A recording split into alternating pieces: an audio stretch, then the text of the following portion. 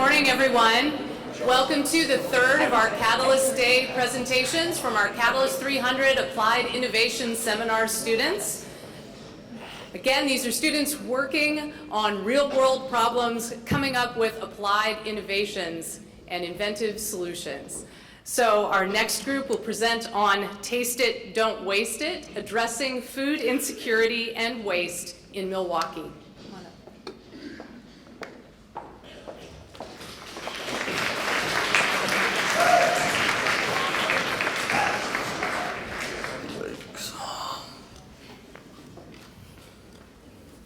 Welcome, everyone.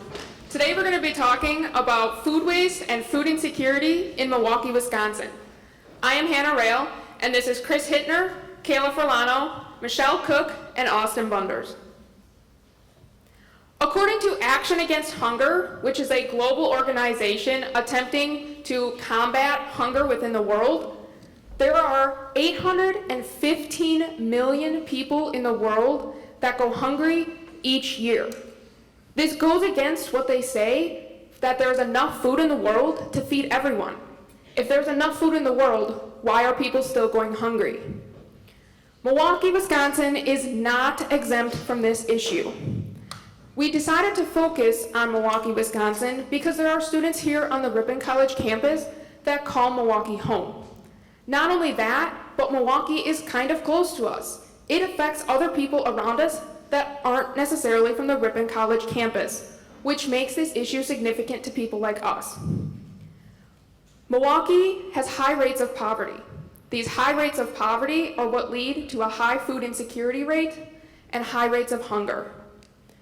According to Wheeler and Braun, the definition of food insecurity is not having proper access, availability, or utilization of food, or it's an inadequate food system stability. This 2010 image from the Hunger Task Force attempts to show the hunger population in Milwaukee. In 2010, the Milwaukee population was roughly 600,000 people, and this 156,000 pictured before you is the 26% of the population that is below the poverty line, hence showing the amount of hunger in Milwaukee. The report that this image comes from is a supplement to the 2016 Wisconsin Poverty Report. This report, according to Smeating and Thornton, takes into account something we call the Wisconsin Poverty Measure. The Wisconsin Poverty Measure takes into account certain differences across Wisconsin that something like the federal Supplemental Poverty Measure does not take into account. That is why we chose to take information from this report instead of something else, because we wanted to know those differences within Wisconsin. The 4th Congressional District, of which Milwaukee is part of, is pictured here in red. The 4th Congressional District has a nearly 10% higher food insecurity rate than any other district. The 4th Congressional District's food insecurity rate is 22%. The next highest district's food insecurity rate is 12%. This translates into 70,000 more food insecure people in the 4th Congressional District than the next highest district. Based on all of this numerical data I have just shared with you, we see that there is an issue of hunger in Milwaukee, and my group wishes to address it as best we can. So the first solution that we are using to address food insecurity is the SNAP program, which stands for Supplemental Nutrition Assistance Program. The program was created in 1964 in New York by the United States Department of Agriculture. The two biggest contributors were Henry Wallace, who was the Secretary of Agriculture, and Milo Perkins, who was the program's first administrator. The purpose of this program is to help families and independent people financially. This is done by giving an allocation of money every month to the people that need the extra help. This is in the hopes that any alternative forms of income will go towards other necessities such as gas and rent. Although there are specific foods that are and are not allowed to be bought on the SNAP program, there are foods from each of the major food groups available to people. According to the USDA Food and Nutrition Service, in the span of about a month, the SNAP program helps roughly 40 million people across the US. Although this program has done a lot of good for many people, there are still some issues with it. It does not address the larger issue of food prices being too high for people to afford. It just gives people an alternative way to afford these prices. And also, in order for families to benefit, they need to live in an area where SNAP is accessible to them or have the means to get to a store that allows SNAP. And lastly, not everybody who needs financial help meets the criteria to be eligible. Our second solution we used as a model is a company called Imperfect Produce. It was first created in 2015 in California by a man named Ben Simon. And since then, it has expanded to Portland, Seattle, Indianapolis, Chicago, and Milwaukee. The purpose of this program is to buy foods from farmers that otherwise would not make it off of the farm due to the visual appearance of the food. The food is not rotten or distasteful in any way, it just looks abnormal. After this company purchases the food, it is packaged up in variety boxes and they're sold on their website at a 30% discount from the retail price. The food that doesn't sell is donated to local food banks and homeless shelters in that area. Without organizations like this one, farmers would waste up to 20% of all of their crop. And according to their official website, Imperfect Produce alone has helped save roughly 40 million pounds of food since their start just 4 years ago. Some issues with this solution include it being an online store, which limits its availability to people who have internet access and access to a debit or credit card. Another issue are, again, their prices. Although the food is discounted, people have to buy the larger boxes. There's no option for them to buy a smaller box at a lower price.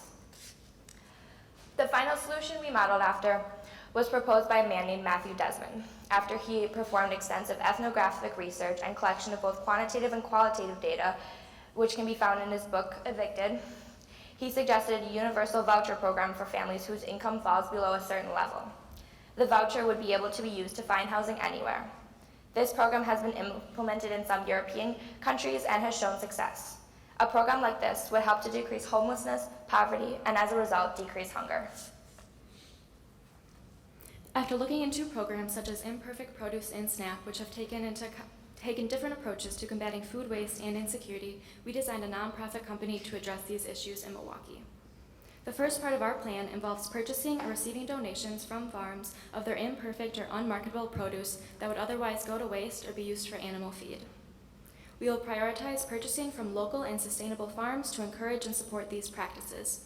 However, during non-growing seasons or simply to keep up with demand, we will expand our range of purchasing outwards with the motto of as local and as sustainable as possible. We will also receive donations from grocery stores of produce that they are unable to sell, but that is still of high quality. To transport the products, we will use a transportation company that has good hiring practices, and we will transport our produce to a main location. We will choose this location between Milwaukee City Central and Milwaukee City South Central because, as you can see, there are very high rates of poverty in these areas. Ideally, our location will also be near public transportation to increase the accessibility of our store, and our location will be renovated to include both a storage area for the produce as well as a store section. The store section will include a typical grocery store style portion where customers can purchase produce from a wide variety. It will also include a box selection section, which is similar to Imperfect Produce, where customers can buy the produce in bulk, which might be useful for families or for individuals who do not have time to shop through the grocery store. We will be selling the produce at about 1/3 or 33% of the market price, and those who are eligible for SNAP will be able to use their benefits to purchase our produce. However, since having just one location will likely still be inaccessible for many, we will also contract out with local businesses in the area where people may typically shop for food, such as small stores or gas stations, but that do not have inexpensive produce available. This will help increase the accessibility of healthy food options for those who shop within the community. We will also require these businesses to sell the produce at about 33% of market price, and we will sell it to them at about half that, so 16 or 17% of market price, and provide transportation costs, so they will have a guaranteed profit margin, but the prices will still be able to be kept low. And SNAP will also be able to use at these other locations we contract out with. Finally, we hope to work closely with the community, not only through business partnerships, but for leaders and workers at our facility.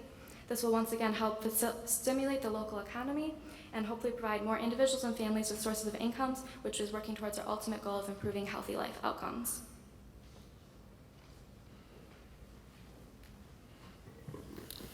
All right, so now I'm going to kind of talk about why we believe that our solution is going to be more innovative and more successful than the previous mentioned solutions, specifically focusing on imperfect produce.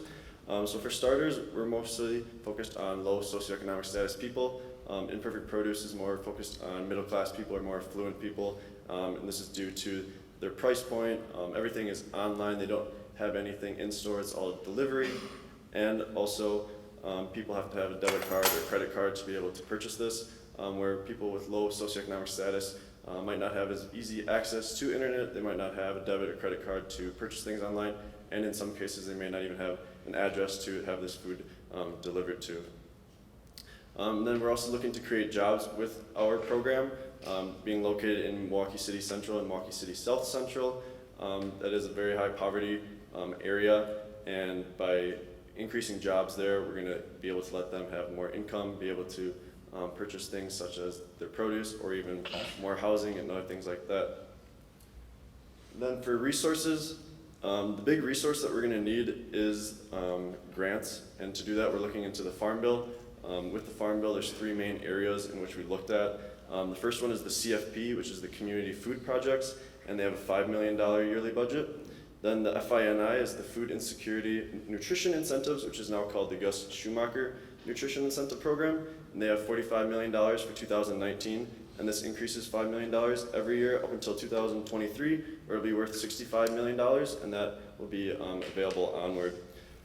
And then the last part is the Emt Pilot Projects, which stands for Employment and Training. So by looking to hire people in this area, we believe we'd qualify for this, where there is $92.5 million available for 2019 and 20 for 8 pilot projects, which is new to the Farm Bill. And then just for ENT programs in general, there's a budget of $90 million for 2019, $250 million for 2020, and $1 billion for each year thereafter. So there definitely is a lot of money out there that we would look to apply for in order to help initially fund our project. And then transportation as well. Transportation is the other main resource that we are looking to do. We are looking to outsource this, being able to find a company that can get the food from the farms and deliver it to us, as well as to outsource it to the local area grocery stores. And then some of our possible limitations. The one could be total cost. We did find a building between Milwaukee City Central and Milwaukee City South Central that costs $500,000. However, we would have to do improvements and renovations to this in order to bring it up to standards to be a warehouse and be able to be a grocery store with housing all this produce. So we're not as sure what that cost would entail. However, with all of the funding that is available through the Farm Bill, we believe that money will be able to more than offset that cost. And then accessibility via price point. Like we mentioned before, Imperfect Produce only has a 30% markdown. However, we're doing a 67% markdown, but this could still be a problem for some people of low socioeconomic status, but we believe that having such a low price point will be beneficial to them, and a lot of people will be able to benefit from them, in addition to being able to continually use their SNAP benefits. And then grocery stores being resistant. Since it is such a low price point, some of these grocery stores may not want to house it since they're not going to have as big of a profit margin. However, having this produce in their store should increase foot traffic or in these neighborhoods and increase purchasing of other materials or other products within their stores. And then degree of success. There's not many other programs such as ours that are exactly the same, so we're not sure how far reaching we will be able to reach, but being located in this area and all the other things involved, we do believe that we will be able to reach a large amount of people. All right, and then talking in terms of success, how we think we'll be successful and what we define success within our solution. So obviously addressing the big problem of food insecurity and addressing it within the aspects that affect food insecurity and are byproducts of food insecurity.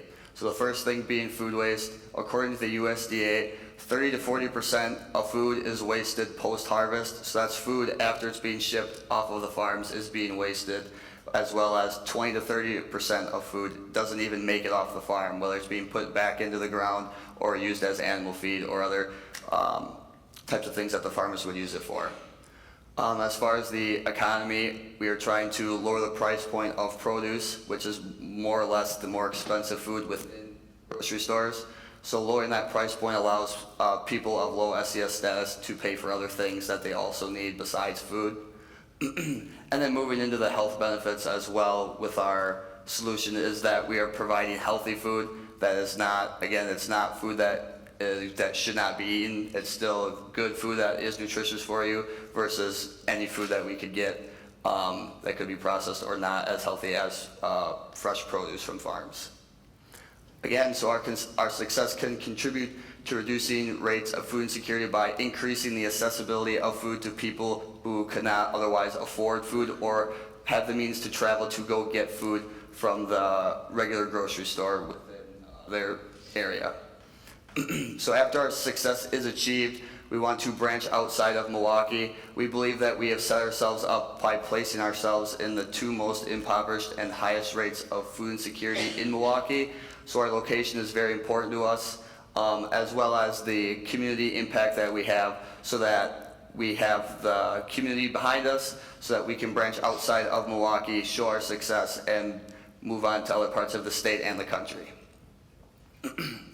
So how we're going to prove that we are successful, we have looked into qualitative surveys that we would do inside of the store, mainly paper and pen format that they could fill out while they are being checked out in the store or at a station right as you leave, as well as you could take the form home and bring it back with you at any time, just so it's providing the most feedback for us as well as the most accessible for these people.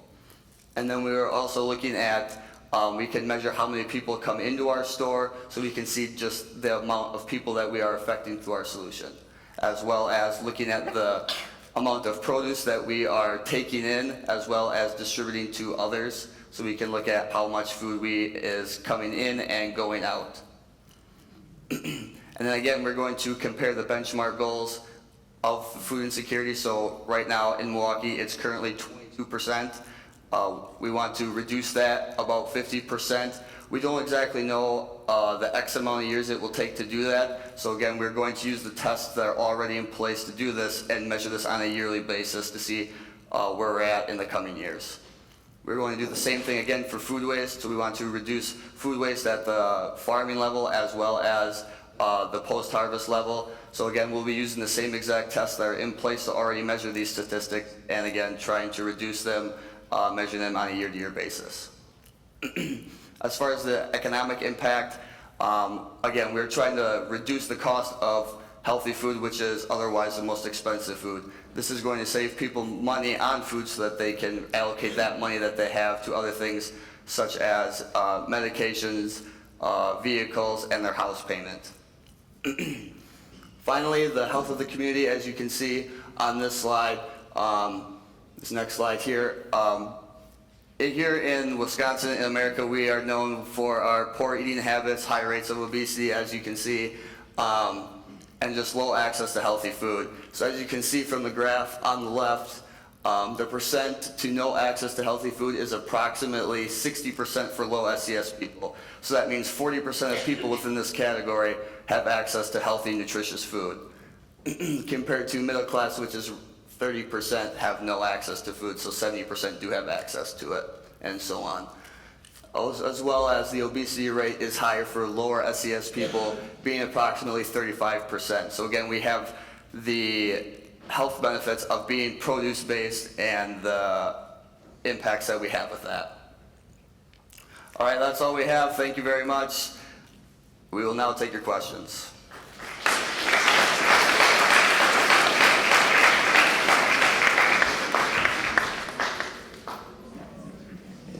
All right, thank you. Questions? We have a microphone ready for you. As someone who's come from Milwaukee and knowing it's one of the most segregated cities in the area, much of our homeless are within those areas that don't have access to SNAP. Is there anything in your program that would allow the homeless also to have that healthier option? Yeah, so the big thing is that SNAP is an alternative point, so people who have SNAP also can just use that as an option to pay for it. Our price point, again, is so low compared to other stores that's increasing the accessibility for these people. So while SNAP isn't the only way to pay for the food, you can also just use regular money. So it's not completely just apply for people with SNAP, it's for everyone in the community.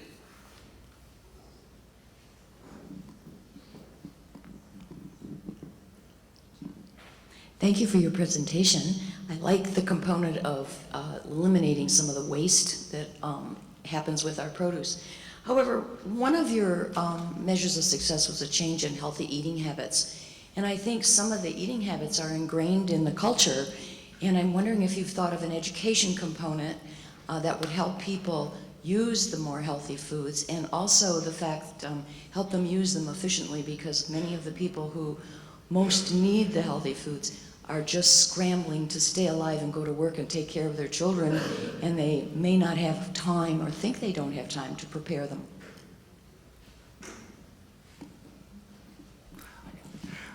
So yeah, that's a very good point. We did, starting out thinking about this problem, we did think about an educational plan and how we would do that. We thought we could, like, people are aware of the health problems in America, so we didn't think an education plan would be more beneficial than our program. However, we did think that maybe through our advertisement of our store and our program that we could include the health benefits of eating produce and having a healthier eating habits in that way, and why that's why we are better than maybe past solutions or just buying from a grocery store.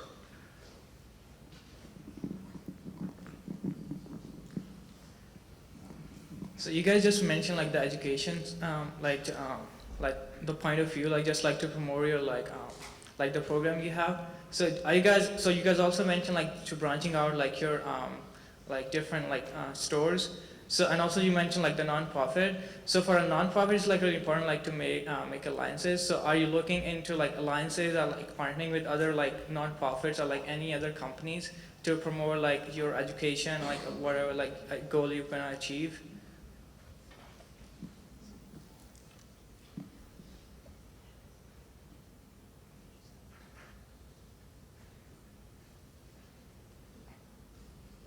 In regards to like nonprofits, I think we're thinking about doing what was it?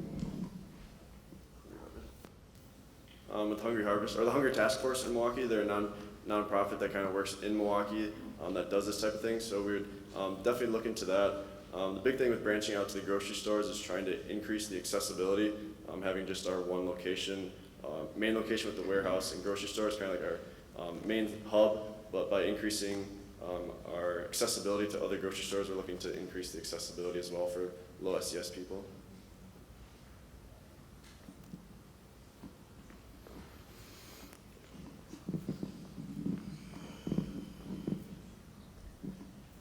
So a lot of times with grocery stores, they have food waste, which is the produce that doesn't get sold in time to be continued to be put on the shelf. Did you have a plan for what you would do with your like wasted produce?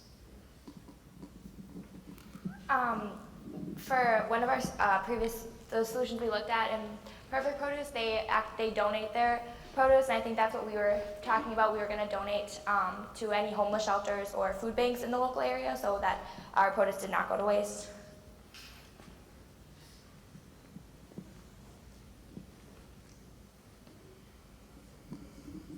I think we have time for one more question.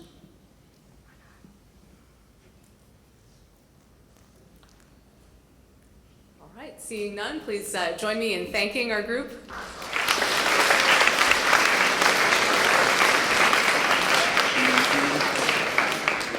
Again, thank you all for being here, and our next talk will begin at 9:45.